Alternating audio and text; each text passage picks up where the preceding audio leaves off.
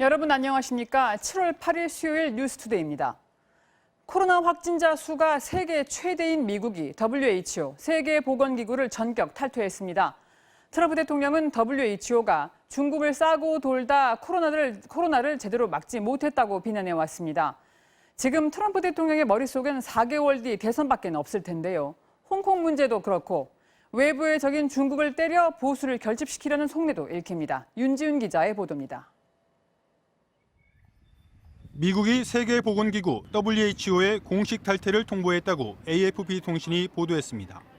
통신은 밥 메넨데즈 민주당 상원의원의 트위터를 인용해 트럼프 대통령이 WHO 공식 탈퇴를 미 의회에 통지했다며 이같이 전했습니다.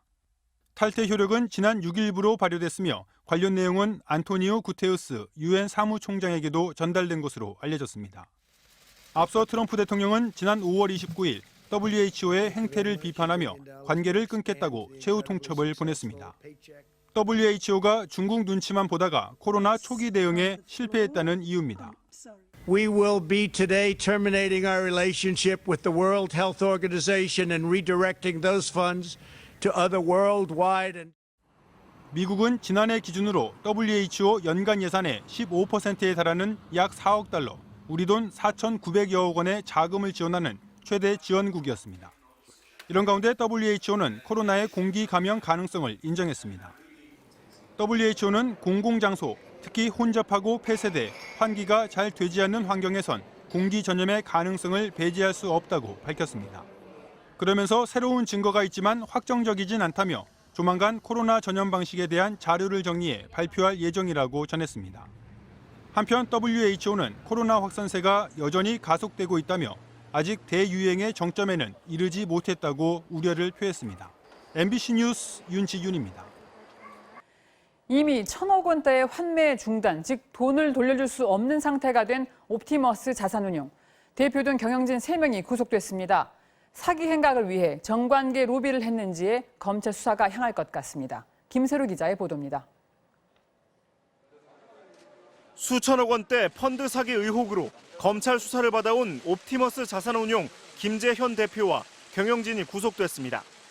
서울중앙지법은 어젯밤 김 대표와 이대주주인 대부업체 대표 이모 씨, 그리고 변호사인 윤모 이사 등 3명에 대한 구속영장을 발부했습니다. 법원은 사안이 중대하고 펀드 환매 중단 사태 이후 보여준 대응 양상 등에 비춰 구속 사유가 있다고 설명했습니다. 김 대표는 영장실질심사를 포기했고 서류 조작에 관여한 혐의를 받는 윤 씨 등은 취재진의 질문에 아무런 말 없이 법정에 출석했습니다. 그 로펌에서 주도적으로 그 서류 조작하신 게 맞습니까? 이들은 공공기관 매출 채권에 투자한다며 투자자들로부터 수천억 원을 끌어모은 뒤 서류를 위조해 실제로는 대부업체와 부실기업 등에 투자한 혐의를 받고 있습니다. 검찰은 펀드 조성액의 절반가량인 2,700억 원이 조직폭력 등 범죄 전력을 가진 이 씨의 회사 6곳에 투자된 과정을 집중적으로 들여다볼 방침입니다. 특히 옵티머스의 고문 등으로 이름을 올렸던 전직 장관 등 정관계 인사들에 대한 로비 의혹까지 수사가 확대될지 주목됩니다.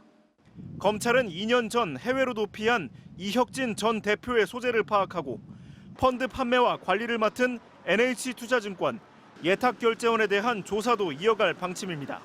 MBC 뉴스 김세로입니다. 코로나 확진자 수가 이틀째 40명대로 조금 줄었습니다. 하지만 수도권, 광주, 대전 등 지역 감염은 계속되고 있습니다. 코로나 상황 이유경 기자가 보도합니다. 경기도 고양시 덕양구에 있는 원당 성당이 폐쇄됐습니다.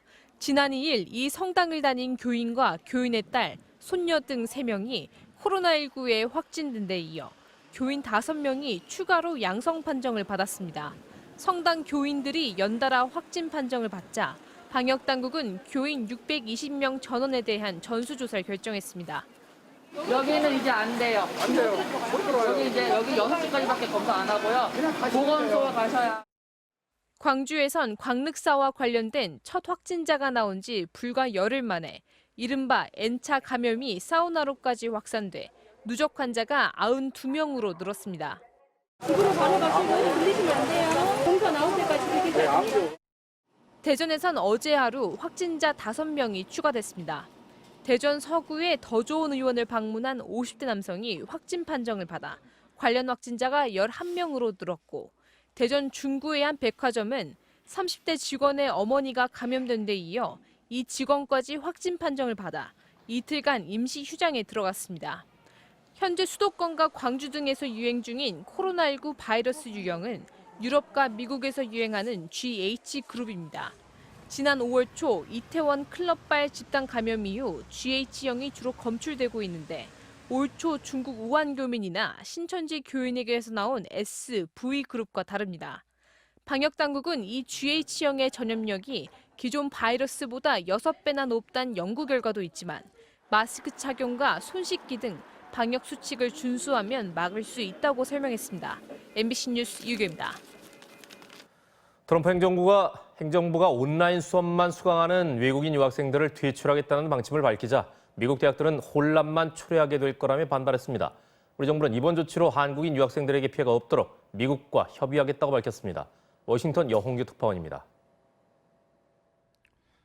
1,800개 대학으로 구성된 미국 교육협의회는 성명을 내고 온라인 수강 유학생들을 퇴출한다는 정부 방침에 대해 득보다 실이 많고 더 많은 문제만 야기하는 끔찍한 조치라고 비판했습니다.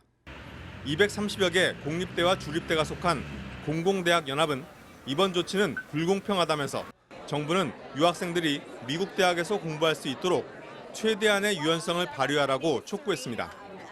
가을 학기에 모든 수업을 온라인으로 진행하겠다고 예고한 하버드 대학도 성명을 내고 연방정부가 일률적인 방식을 강요해 우려스럽다고 밝혔습니다. 미국의 한 교육 전문 매체가 1,090개 미국 대학을 대상으로 조사한 결과 현재까지 가을 학기에 온라인 수업만 계획하고 있는 대학은 전체의 9%로 파악됐습니다. 미국 대학 10곳 중 한 곳이 이번 조치에 해당한다는 얘기입니다. 다만 정부의 이번 방침 때문에 온라인 수업을 계획 중이던 일부 대학들은 대면 수업 전환 여부를 검토 중인 것으로 알려졌습니다. 당초 이번 가을 학기 온라인 강의를 진행하겠다고 밝힌 캘리포니아 주립대학은 정부 지침을 검토하고 있다고 밝혔습니다. 월스트리트 저널은 미국 대학들이 가을 학기에 중국을 포함한 국제 유학생이 급격히 감소할 것에 대비하고 있다고 보도했습니다. 이번 조치는 미국에 유학 중이거나 유학을 계획 중인 한국 학생들에게도 영향을 미칠 것으로 보입니다. 김인철 외교부 대변인은 미국의 이번 조치와 관련해 한미 간 협의를 통해 국민의 불편이 최소화되도록 노력하겠다고 밝혔습니다. 현재 미국 대학에 재학 중인 외국인 유학생은 지난해 기준 109만여 명이고, 이 가운데 한국인 유학생은 4.8%인 5만여 명에 달합니다. 워싱턴에서 MBC 뉴스 여홍규입니다. 출근길 안개 때문에 시야가 좀 답답하긴 하지만 하늘 자체는 맑게 드러나 있습니다. 이미 볕이 따갑게 내리쬐고 있는 가운데 안개는 서서히 걷히겠고, 오늘 기온도 껑충 올라서요. 서울 등 대부분 지방 30도를 웃돌면서 어제보다 덥겠습니다. 시원한 옷차림 잘해주시기 바랍니다. 날씨였습니다.